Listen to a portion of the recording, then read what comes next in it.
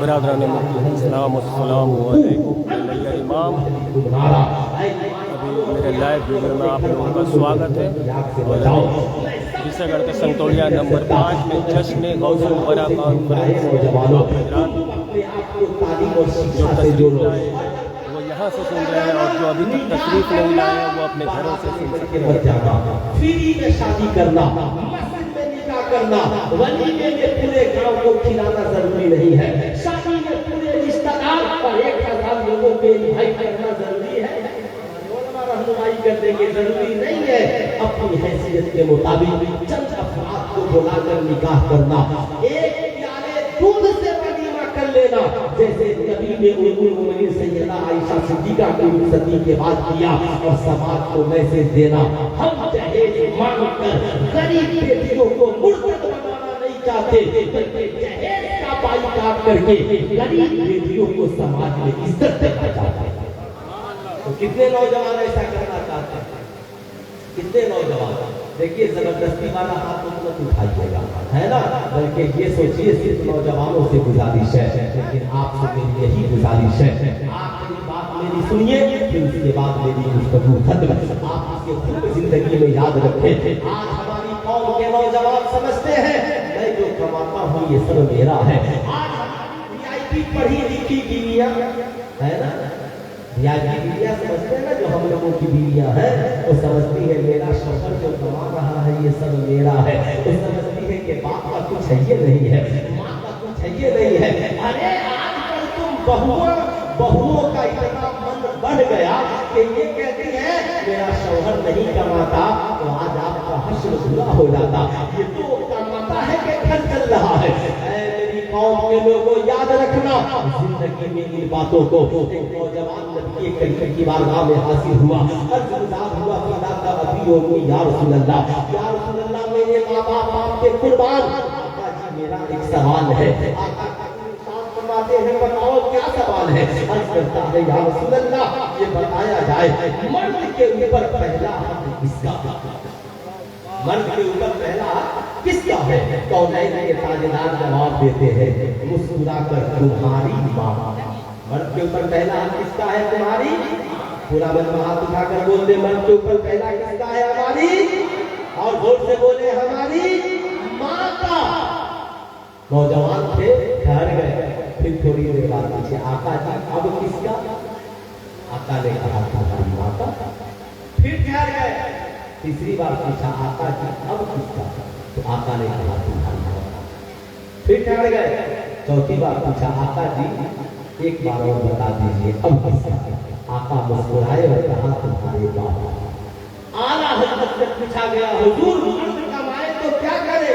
اعلیٰ حضرت نے اس حدیث کا ترجمہ ہی لکھ دیا، کہا 100 روپے کمائے تو 75 ماں کو دے دے اور 25 باپ کو دے دے، اس لیے کہ حضور نے 3 بار ماں کا ذکر کیا ہے، 1 بار باپ کا ذکر کیا ہے۔ پوچھا گیا حضور ماں کا رتبہ بڑا ہے یا باپ کا رتبہ؟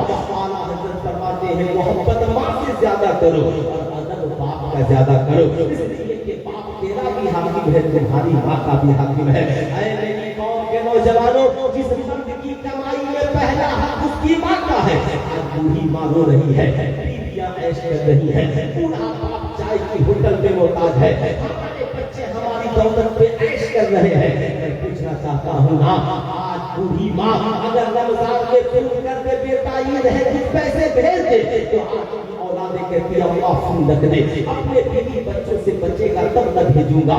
سلطان رضا کہنا چاہے گا جب ماں کو دینے کی باری آتی ہے تو کہتے ہو بیوی بچوں سے بچے گا تب نہ بھیجوں گا۔ کیا تمہاری ماں نے بھی کبھی بچپن میں تجھ سے کہا تھا بیٹے روٹیاں بن گئی ہے پہلے میں کھاؤں گی بچے گا تو تو کھانا؟ نہیں نہیں، بلکہ ماں نے تو یہ کہا تھا اے میرے بیٹے کھانا تیار ہے پہلے تو کھا لے، بچے گا تو تیری ماں کھا لے گی۔ تیرے باپ نے تنخواہ اٹھانے کے بعد تیرے تعلیم میں پیسے خرچ کیے، کہا بیٹے کالج کا فی بھر لے، اپنے لیے اسکول ڈریس خرید لے، اپنا ٹیوشن فی بھر لے، بیٹا تجھ سے بچے گا تو تیرا باپ اپنے لیے لباس خریدے گا۔ قرآن نے 1450 برس پہلے کہا ربی ارحمہما کما ربیانی صغیرا، اپنے ماں باپ کے ساتھ ایسا سلوک کرو جیسے ماں باپ کے لیے تم مانگو مالک مولا میرے फरमा जैसे बचपन में उन्होंने मेरे ऊपर रहम फरमाया। कुरान ने तुझे माँ बाप की याद दिलाई और कहा कि बचपन को याद कर लेना, यानी तेरा बाप बचपन में तेरे साथ कैसा सलूक करता था। ऐ मेरी कौम के नौजवानों, आज यही वजह है कि हमने अपनी कमाई से माँ को हिस्सा देना बंद कर दिया। इंजीनियर, डॉक्टर, प्रोफेसर, मौलाना होकर भी कामयाब नहीं है। वजह यह है हमने अपनी माँ को भुला दिया है, हमने अपने बाप को भुला दिया है। ऐ नौजवानों, तुम चाहते हो तुम्हारी जिंदगी में इनकलाब आए, तुम भी सरकार बड़े दस्तगीर के नक्शे कदम पे चलकर कामयाब हो जाओ, नमाज के किरदारों कैरेक्टर को अपनाने वाले बन जाओ। तुम चाहते हो तुम्हारी जिंदगी में इनकलाब आए, तो आज के बाद दिल्ली रहना, मुंबई रहना, कलकत्ता रहना, लुधियाना रहना, जब करवाना तो पहला फोन किसको करोगे? हाथ उठाकर बोले किसको करेंगे? माँ को। माँ से कहना माँ तनख्वाह मिल गई है, बोल कितना पैसा चाहिए।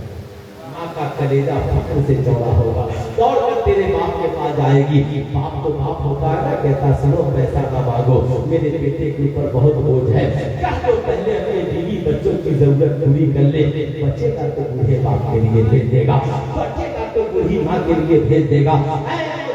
याद रखना, सारी दुनिया तेरी कमाई खाकर सो जाती है, तेरी बीवी बच्चे बेटे को तेरे पैसों से पार्टियां और अय्याशियां करते हैं, मगर रात की तन्हाई में कोई तेरी कामयाबी के लिए आंचल फैलाता है तो तुम्हारी माँ फैलाती है, कोई तेरी कामयाबी के लिए खुदा की बारगाह में हाथ उठाता है तो तेरा बाप उठाता है। इसलिए आज के बाद कमाना तो सबसे पहले ख्याल अपनी बूढ़ी माँ और बाप का। कितने नौजवान करेंगे? सारे नौजवान कमाएंगे तो माँ बाप का ख्याल करेंगे? सुभान अल्लाह, सब करेंगे। हज़रत अल्लामा सैयद बादशाह फरमाते हैं कि सुनो, याद रखना, रात की तन्हाई हो ना तो कभी बूढ़े बाप का जेब भी देखे, कभी बुरी माँ का आंचल भी देख लेना। कहीं ऐसा न हो कि बूढ़े बाप के जेब पे पैसे न होना तो चुपके से डाल देना, ताकि सुबह को चाय की होटल में मोहताज हो, चाय की